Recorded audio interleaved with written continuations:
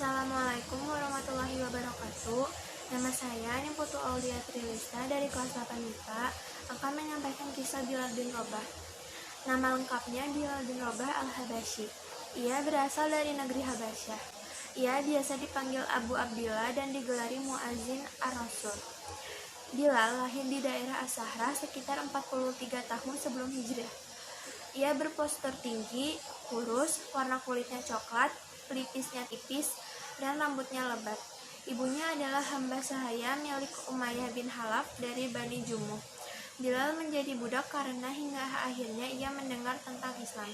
Lalu ia menemui Rasulullah SAW dan mengikrarkan diri masuk Islam. Ia merupakan kalangan sahabat Rasulullah yang berasal dari non-Arab. Dalam tokoh-tokoh besar Islam sepanjang sejarah karya Syekh Muhammad Said Nursi dipaparkan bahwa Umayyah bin Khalaf pernah menyiksa dan membiarkannya dijemur di tengah gurun pasir selama beberapa hari. Di perutnya diikat sebuah batu besar dan lehernya diikat dengan tali. Lalu orang-orang kafir menyuruh anak-anak mereka untuk menyeretnya di antara perbukitan Mekah. Saat berada dalam siksaan itu, tiada yang diminta Bilal kepada para penyiksanya, kecuali hanya memohon kepada Allah.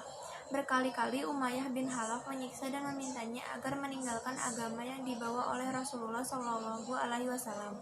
Namun, Bilal tetap teguh pendirian. Ia selalu mengucapkan ahad, ahad.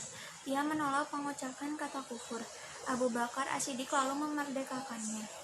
Umar bin Khattab berujar, Abu Bakar adalah seorang pemimpin kami dan dia telah memerdekakan seorang pemimpin kami. Setelah merdeka, Bilal mengabdikan diri untuk Allah dan Rasulnya. Kemanapun Rasulullah SAW pergi, Bilal senantiasa berada di samping Rasulullah. Ketika itu pula, para sahabat Nabi sangat menghormati dan memuliakan Bilal, sebagaimana mereka memuliakan dan menghormati Rasulullah. Azan pertama, saat Rasulullah berhijrah ke Madinah, Bilal pun turut serta bersama kaum muslim lainnya. Ketika Masjid Nabawi selesai dibangun, Rasulullah mensyariatkan azan. Rasulullah kemudian menunjuk Bilal untuk mengumandangkan azan, karena ia memiliki suara yang merdu. Lalu Bilal mengumandangkan azan sebagai pertanda dilaksanakannya sholat 5 waktu. Sejak saat itu, Bilal mendapat julukan sebagai Muazzin ar-Rasul, dan ia menjadi muazzin pertama dalam sejarah Islam.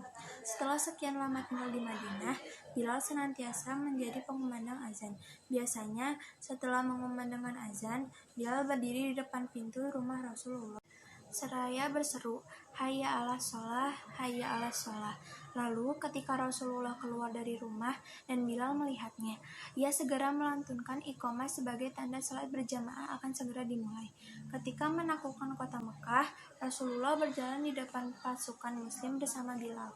Saat masuk Ka'bah, beliau hanya ditemani oleh 3 orang sahabat, yaitu Utsman bin Talhah, Utsman bin Zaid, dan Bilal bin Rabah. Tak lama kemudian, waktu sholat zuhur pun tiba. Ribuan orang berkumpul di sekitar Rasulullah, termasuk orang-orang kafir Quraisy yang baru masuk Islam saat itu. Pada saat-saat yang sangat bersejarah itu, Rasulullah memanggil Bilal agar naik ke atap Ka'bah untuk mengumandangkan azan. Tanpa menunggu perintah kedua, Bilal segera beranjak dan melaksanakan perintah tersebut dengan senang hati. Ia pun mengumandangkan azan dengan suaranya yang bersih dan jelas. Orang-orang semakin banyak berkumpul. Azan yang dikumandangkan Bilal itu merupakan azan pertama di Mekah.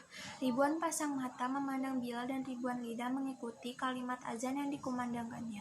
Saat sampai pada kalimat Asyhadu anna Muhammadar Rasulullah, Juwairiyah binti Abu Jahal bergumam, sungguh Allah telah mengangkat kedudukanmu. Memang kami tetap akan sholat, tapi demi Allah, kami tidak menyukai orang yang telah membunuh orang-orang yang kami sayangi. Maksud Juwairiyah adalah ayahnya yang tewas dalam perang Badar. Sejak saat itu, Bilal pun terkenal sebagai muazzin Rasul. Bahkan ia menjadi muazzin tetap saat Rasul masih hidup. Tidak ada orang lain yang menggantikan Bilal. Yang lain pun tak keberatan Bilal melakukannya. Namun, saat Rasulullah wafat dan ketika sholat akan dikumandangkan, Bilal pun segera berdiri untuk melaksanakan kewajibannya. Saat itu, jasad Rasulullah masih terbungkus kain kafan dan belum dikebumikan. Maka, ketika Bilal sampai pada kalimat Asyhadu anna Muhammadar Rasulullah, tiba-tiba suaranya terhenti. Bilal menangis. tidak sanggup mengangkat suaranya lagi. Bilal merasakan betapa sedihnya ditinggalkan oleh manusia yang paling dicintainya. Tak hanya kaum muslim, Allah pun mencintai Rasulullah. Seperti di komando, tangisan Bilal itu diiringi oleh kaum muslim yang hadir. Mereka semua menangis karena ditinggal pergi sang kekasih. Dalam suara Min Hayatis Sahaba karya Dr. Abdurrahman Rafat Basya dipaparkan bahwa sejak kepergian Rasulullah, Bilal hanya sanggup mengumandangkan azan selama 3 hari. Setiap sampai pada kalimat asyhadu anna Muhammadar Rasulullah, ia langsung menangis terseduh-seduh. Begitu pula kaum muslim yang mendengarnya, larut dalam tangisan pilu. Kemudian, Bilal mendatangi Abu Bakar As-Siddiq yang menggantikan posisi Rasulullah sebagai pemimpin umat Islam, agar dia diperkenankan untuk tidak mengumandangkan azan lagi. Ia seakan tidak sanggup melakukannya. Permohonan itu pun dikabulkan Abu Bakar. Sejak saat itu, Bilal tak pernah lagi menjadi muazin bagi seseorang. Pernah Bilal melakukannya ketika Khalifah Umar mengunjunginya di Damaskus.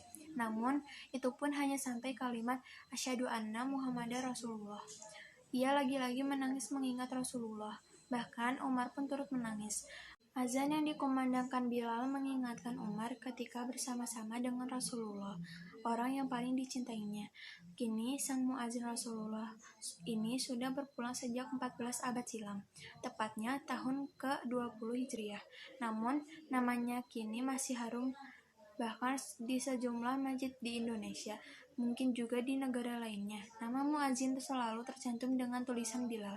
Ini menunjukkan sebagai penghormatan kepada sang muazin Rasulullah, pengumandang azan pertama di dunia. Semoga Allah memberikan tempat yang mulia di sisinya. Sekian dari saya. Wassalamualaikum warahmatullahi wabarakatuh.